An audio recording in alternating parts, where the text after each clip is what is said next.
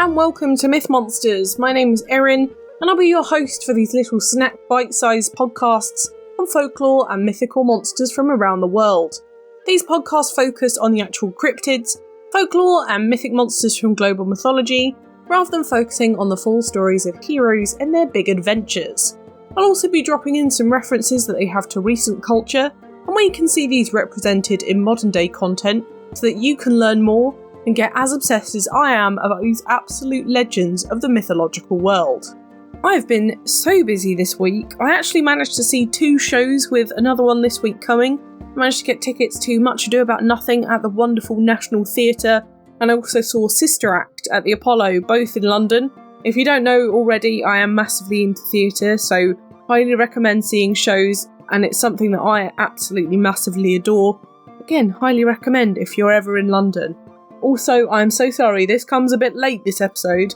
Not that I'm publishing it late, but I'm recording it very late on a Wednesday night before you hear it tomorrow, because I got obsessed with a PS2 emulator and playing Bratz Rock Angels. I'm not even slightly ashamed, I then bought the collection dolls that came out for the 20th anniversary.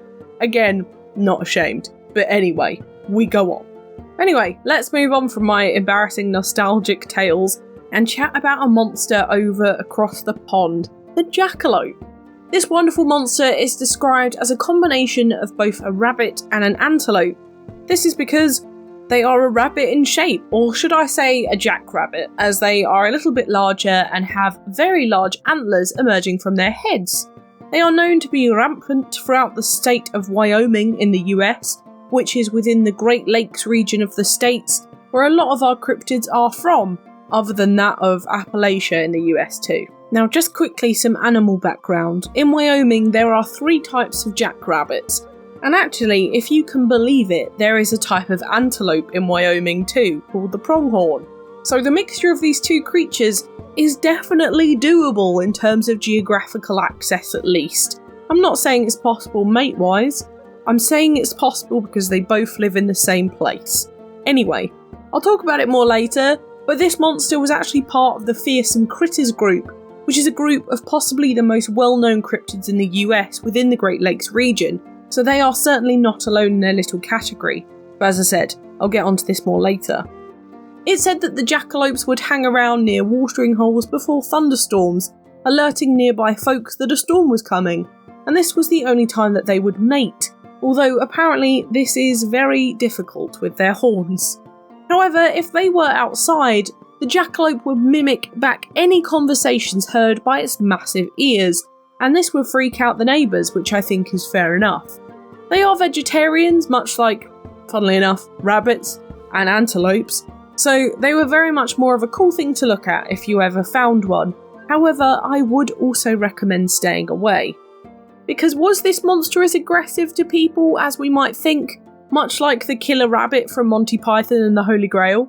Well, it was more of a nuisance, if anything. If it was stuck in the same place as a person, very much like cooped up, it would poke the person in the butt with its antlers, or it would ram the person's legs, much like a charging stag. Definitely worthy of causing some injury due to the power that is in a rabbit's legs. They're very, very hit up with muscle. This is so common, in fact, that it's actually recommended that any hunters who are going for them wear stovepipes on their legs to stop them from being gored by the rabbit. And they have actually got a nickname which is warrior rabbits because of how fierce and aggressive they supposedly are to humans. Lastly, Erin, can I catch one if I see one? I mean, if you want to catch a rabbit, what are you asking me for? But if you're thinking of ways to trap one, you can apparently entice them with whiskey, which is its favourite drink. I've never heard anything more Southern American in my life. But it's also said that jackalope can be milked, and I really, really hate that.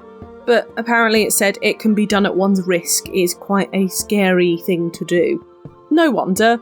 I imagine that even the action of milking a normal rabbit is quite traumatising. That is just absolutely no thank you. Now, moving on to etymology, jackalope might be a bit obvious, to be completely frank. It's actually known as a portmanteau, which is literally a blend of words. And guess what? Jackrabbit and antelope. That's it. That's all I have to say on the matter, really. However, really cool and quite different actually for this is that this monster has a Latin name, and that's Lepus antilocapra, which means horned hare in Latin. So how cool is that? It's certainly not something we're used to on the podcast, so I'll take that as a new thing. But the history of this monster is so much more interesting than this. It goes all the way back to the 13th century, which is pretty insane. And that's from some random Persian artwork with a rabbit with a singular unicorn horn on it. However, it wasn't actually named until much later in Europe, when the jackalope was found as the Vulpetinger in Germany, and then later as Skavada in Sweden. It actually didn't make it over to the States until the 1930s, and the first proper recollection of this was in Iowa and Kansas, when cowboys would be singing to their cows in the wilderness, and they would hear the jackalope singing their songs back to them, which I imagine was pretty strange. Apparently also jackalopes only sing in a tenor, so imagine how amazing that would be to have a chorus of jackalopes. Anyway, I digress. However, no actual record of this exists from the horse's mouth from cowboys, I'm afraid. However, the first actual record of them was in 1932, when the Herrick brothers went hunting in Douglas, Wyoming for jackrabbits. They then took the carcass of one of the rabbits to a taxidermist and plonked it on the counter next to a pair of stag antlers. Thus, the jackalope was born. The first one actually sold for a measly $10, but became a local attraction very quickly in town. So much so that they actually sell joke hunting licenses for jackalopes, only valid on the 31st of July between midnight and 2 AM. Obviously that date does not exist. And for people with an IQ under 72, but not greater than 50. It's a very specific license. But you can imagine the clientele here. They sell literally thousands of these. I'm not even joking. What an amazing tourist gift though. This has spurred on many traditions in Douglas now though. They actually have an 8-foot statue of the jackalope in town, and they host an annual Jackalope Day on the first weekend of June. They've also asked that in Wyoming, jackalopes are recognised as their mythical creature in the state. However, for now, this is still going through some government debate, but has been since 2005, so that's pretty insane.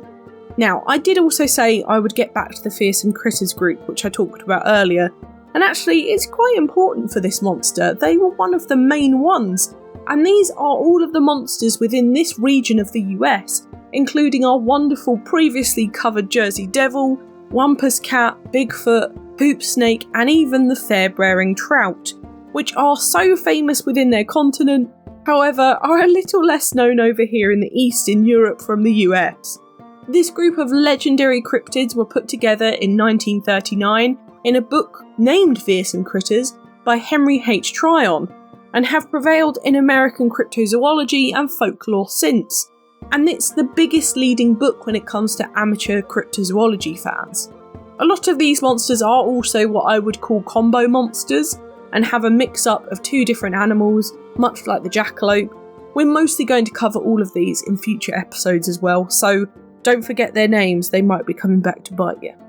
In terms of sightings, there have been a few here and there, but I've actually had loads of interactions with this since I advertised that I was doing this episode, and I've heard loads from my followers in the States, and that they had taxidermy jackalopes in their family homes, and people really did believe in them. I had the lovely Erin from What in the Sam Hill podcast say that her grandfather had one in Georgia just hanging up on the wall, and the Fab Thaddeus from Into the Greenwood podcast say that he was super used to seeing these growing up in the American Southwest and was super convinced they were real.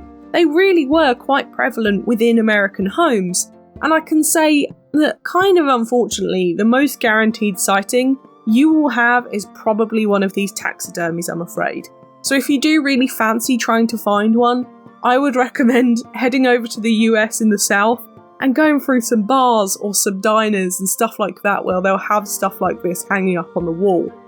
Unfortunately though, I do have to talk about how people believe these monsters are actually possible, and it is actually really sad. There is actually a horrendous virus called the Shope Papilloma virus, or just Shope for short, but you might be able to guess from papilloma here, it's a type of HPV. This is specific to rabbits and bunnies and does usually end in death. So why is this relevant to the jackalope, I hear you say? Well, have you ever seen the video of the virus that eats through ants' brains and spurts out the top of their head? Unfortunately, it's kind of like that, but rabbit-sized, and also potentially coming out of their eyes, mouths, or noses in antler-like shapes. Very much something straight out of Stranger Things. I genuinely do not recommend looking this up, especially if you're an animal lover or have rabbits. Although if you're curious, you do just need to search up jackalope to see pictures. It's actually really common in both wild and domesticated rabbits in the US and in Europe, so this sight would not be uncommon to see, especially back when hunters relied on eating rabbits or conies. But they are a horrifying sight. It's super transmissible, and it's actually nicknamed the jackalope disease. So if you're a rabbit owner, this is a serious note here, I believe you can get them vaccinated for it, just like we're vaccinated against HPV. But if you start to see signs of growth or warts on your rabbits, please take them to a vet. Erin the veterinarian joined the podcast today apparently, but I would absolutely dread to think that one of my pets got something like this. It's horrendous. So totally, yes, believable in the sense of seeing a rabbit with a disgusting antler-like growth shooting out of them. So maybe this is where it comes from altogether, but I would dread to think so. I hope it's just that stag and bunny mixed together. Now let's swing this sad note around and go on to modern media, where we've actually got quite a nice amount on the jackalope itself this week. They're actually quite a fun monster, as they're in quite a lot of children's media, so they're really fun to look at within modern stuff too. For art, we're mostly looking at independent stuff here because this monster is quite new and is a cryptid, as usual.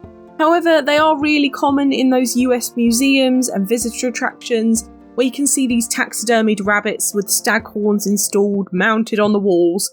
So for art, I would look up some of this independent work, and some of these great, actually, taxidermied works that are pretty funny to look at, but are also quite impressive.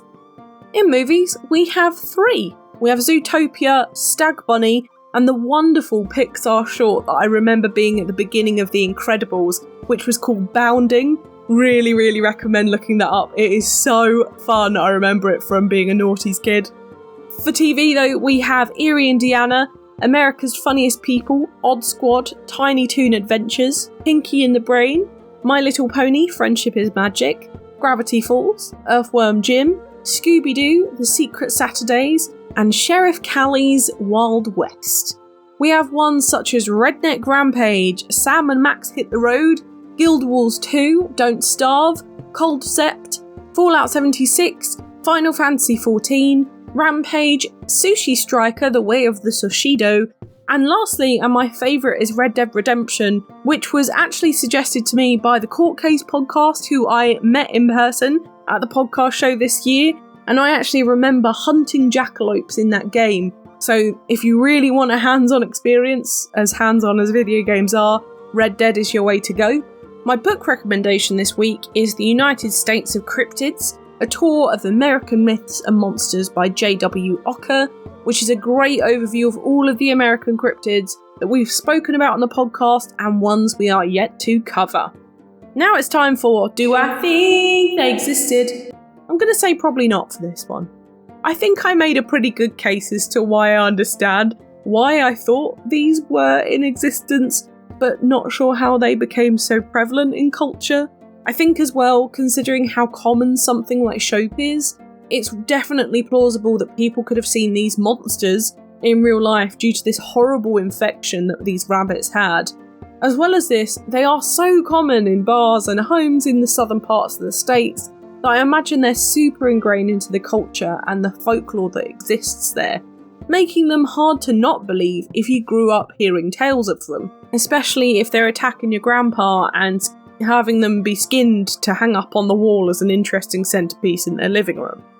Also, this monster does have the bonus of having those counterparts in other places in the world with its variations in Europe, and I know we didn't talk much about these other 2 variants, the Skavada and the Vulpetinger from Germany and Sweden, but that's because they actually have enough content to cover in other episodes, so we will do. But that does back it up in folklore, especially within the whole world view, much like say the Phoenix or the Sphinx for example. They're backed up by multiple mythologies and folklores reporting it, so it makes it a lot more believable. However, do I legitimately believe that these monsters exist outside of this mistaken identity case? I'm going to say no, but I do love the idea of them, and I love how passionate people are about them. And also, in this monsters case, I'm going to say, I had to research jackrabbits, which I didn't know existed. I've heard of jackrabbits before as a kind of jokey term, but I never actually knew they were real things. So it was really nice to see some gorgeous pictures of these gorgeous rabbits. As we don't have them in the UK, we do have hares instead, which are very similar albeit, but it was a great bonus of doing this episode. But what do you think? Did the jackalope roam Wyoming? Let me know on Twitter. I would love to know what you think. And if you have any stories, I would love that. But as you know, I love me a cryptid, I do. And this one is absolutely no exception. I actually have a placard of the jackalope that's been on my desk for at least 6 months. And it's really nice to have actually covered this one, to be able to look at it and know it's been used. And it's been given the justice it deserves. So you go, little jackalope on my desk. Next week, though, we are going all the way east and heading over to China. Don't get the hump with this lump next Thursday when we look at the weird and wonderful Feng from Chinese mythology. You've probably not heard of this one, and I am so excited to bring this one to you next Thursday. But for now, thank you so much for listening. It's been an absolute pleasure. If you enjoyed this podcast, please give it a rating on the service you are listening on. I've got the Twitter for any questions or suggestions on what monsters to cover next, and I'd really love to hear from you. The social media handles for TikTok, YouTube and Instagram are Myth Monsters Podcast, and the Twitter is Myth Monsters Pod. But all of our content can always be found at mythmonsters.co.uk, and you can find us on Good Pods and Patreon if you want to help me fund the podcast too. Come join the fun though, share this with your pals, they might love me as much as you do. But for now, stay spooky, and I'll see you later, babes.